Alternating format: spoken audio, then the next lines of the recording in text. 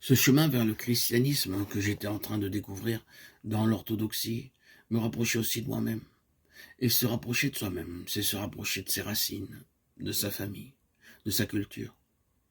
Tout en aimant la pensée russe, celle de Soloviev par exemple, toute la tradition des stars russes, tout en aimant la tradition grecque, particulièrement Maxime le confesseur, Grégoire de Nice, Clément d'Alexandrie. J'ai dû accepter que j'étais d'origine occidentale. Il me fallait donc la connaître.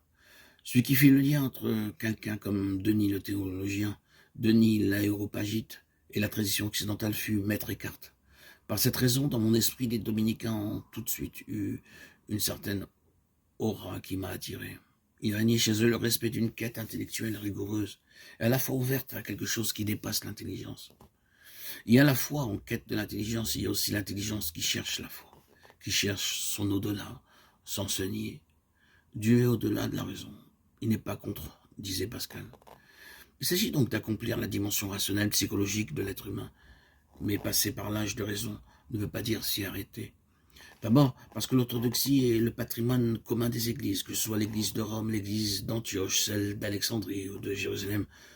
Toutes ont un millénaire d'orthodoxie en commun. Vous connaissez la suite, la communion des églises s'est brisée. C'est un des grands drames dont nous subissons encore aujourd'hui les conséquences, que cette séparation des églises orthodoxes et de l'église occidentale qui s'est bornée petit à petit à devenir l'église romaine, avec toutes les qualités et tous les défauts propres à une église particulière.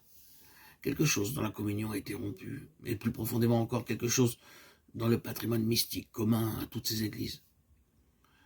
Toute une mystique liturgique, sacramentaire, toute une expérience de la prière et des pratiques de la méditation pour une meilleure et plus authentique ouverture au monde et à la transformation des sociétés. Si le christianisme est un théandrisme, il s'agit de tenir à la fois le plus humain et le plus divin, la verticale et l'horizontale. Quelquefois, nous croyons des verticales bien affirmées, mais cela manque d'ouverture à l'autre, à la société, au monde. Parfois, l'horizontale est bien développée, mais cela manque d'ouverture à la transcendance, à l'éveil du cœur et aux pratiques méditatives que cela implique. Rappelons que lorsque vous étiez dominicain, le féminin n'était pour vous qu'une image intériorisée puisque vous étiez dominicain à la Sainte-Baume et que la présence de Marie-Madeleine était très forte. Et lorsque vous êtes devenu orthodoxe, vous êtes marié et vous êtes devenu père de famille. Donc vous avez eu une autre expérience du féminin à partir de ce moment-là. Mais ce serait certainement assez réductionniste de dire que vous êtes devenu orthodoxe pour vous marier. Oui, vraiment. Parce que dans la tradition dominicaine, donc dans la tradition ecclésiastique occidentale, la prêtrise est vécue en opposition avec le mariage. Je crois qu'il y a peut-être là un oubli de la tradition chrétienne authentique qui est celle de l'incarnation, permettre à l'esprit de se manifester dans un corps capable de relation.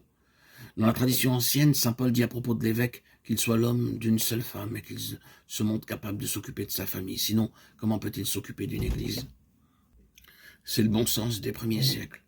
En étudiant les pères d'église, j'ai été frappé de voir comment l'un pouvait faire l'éloge de l'autre.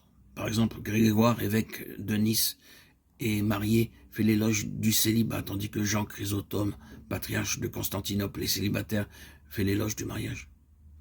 On a sans doute tendance à idéaliser ce qu'on ne connaît pas. Il me semble intéressant que dans la tradition, une des voies qui mènent vers l'absolu, vers l'infini, le réel peut être une voie abrupte, une voie du désert où l'on se retire solitaire.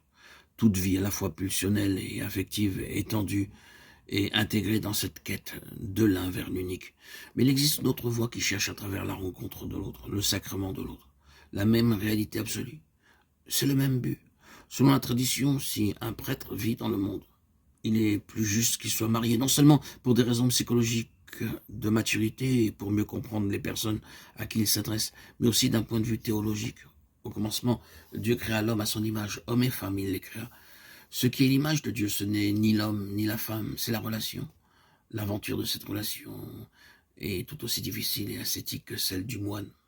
Que l'on soit marié ou non, l'essentiel est d'apprendre à aimer et à bien aimer. Mais qu'est-ce que c'est un bien-aimé?